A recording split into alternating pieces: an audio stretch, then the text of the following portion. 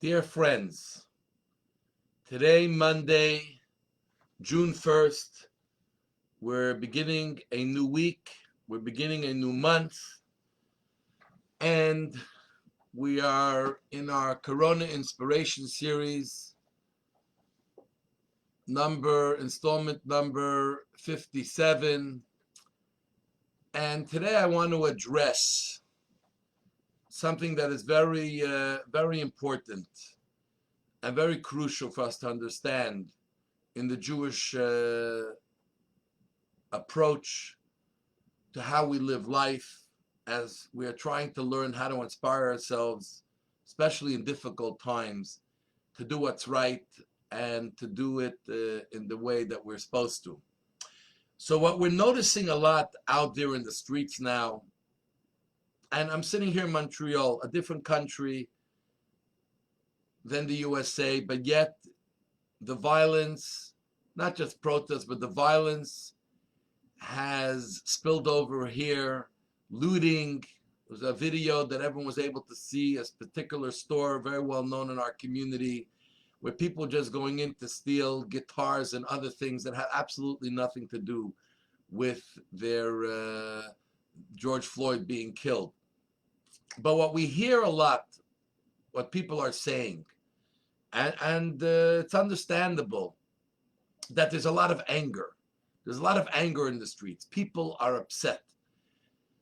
Young people, African Americans, black people are very upset. They're angry. They're angry at the system. They're angry at law enforcement. They're angry at justice. They're angry at many things.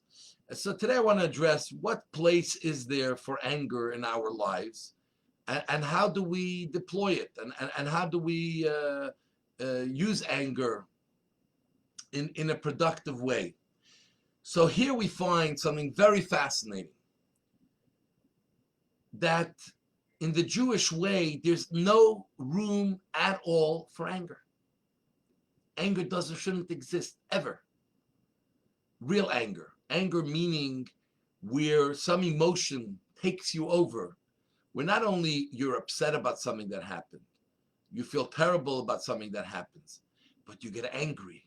And when we get angry, our emotions start working up. And all of a sudden, our saliva starts oozing from our mouth. And when we get angry, we want to let it out on someone. We want to take it out, either through verbally or through actions. We want to take it out on someone. In Judaism, there's no place for anger. Anger comes from a negative place. There is space to protest. There's space to be upset at someone.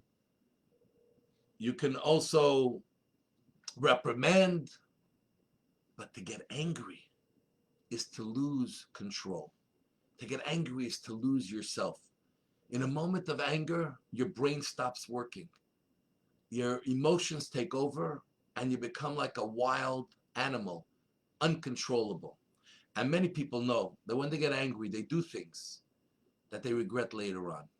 They didn't really mean to do it, but they just were cascading down a certain direction, like going down a ski mountain so quickly that you just lose control at some point, and you can't even decide which direction you want to go, because that's being decided for you. Your anger has taken over. Anger doesn't come from a good place, because anger is really a reflection of what's going on inside of you.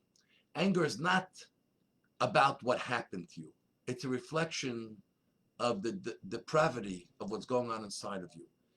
That, just like weeds grow on the grass, so too anger grows in a vacuum of something missing.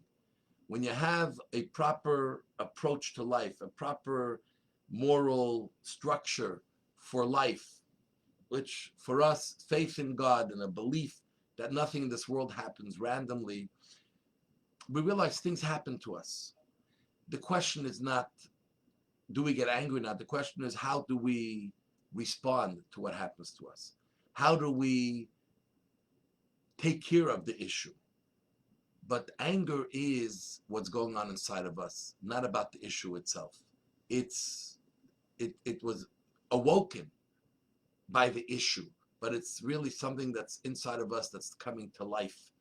the weeds inside of us that are coming to life. So Judaism says stay away from anger as far as possible. It will do no good. Never to get angry. Get upset. On the contrary, it's important, and Judaism encourages that you must talk out what's bothering you. If someone hurt you, someone embarrassed you, someone said something that hurt you, confront them, tell them. Don't get angry. Tell them. Be open with them. Very often you'll find they didn't exactly mean what you thought they meant, and it's easy to come to reconciliation. But the minute anger is allowed to come in, everything gets lost. And the little bit of clarity that you may have had, or even a lot of clarity, will be gone. And this is what we're seeing here. People get angry, and then everything gets lost. You know, many of the protests that everyone is saying, they started peacefully. People just demonstrating because they're upset to see injustice, to see things like this go on. And correct, we're all upset to see the way this man was treated and how he died.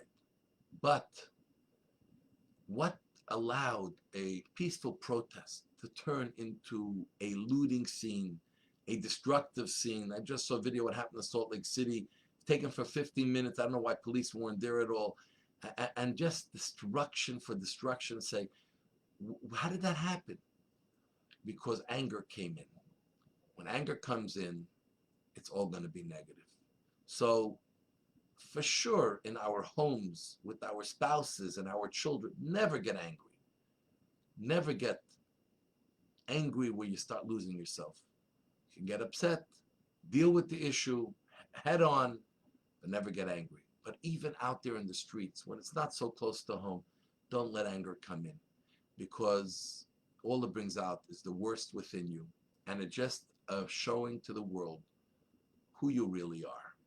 And we don't want to show to the world our bad side. We'd like to show our better side. So safer to keep anger away, and you will see that we'll be much more with our feet on the ground, making the right choices, and we'll get further ahead to protest what we're trying to protest and to get the goodness that we want to come out.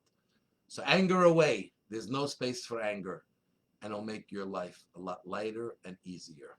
So be well and have a great, great day. Until tomorrow for Treadmill Tuesday.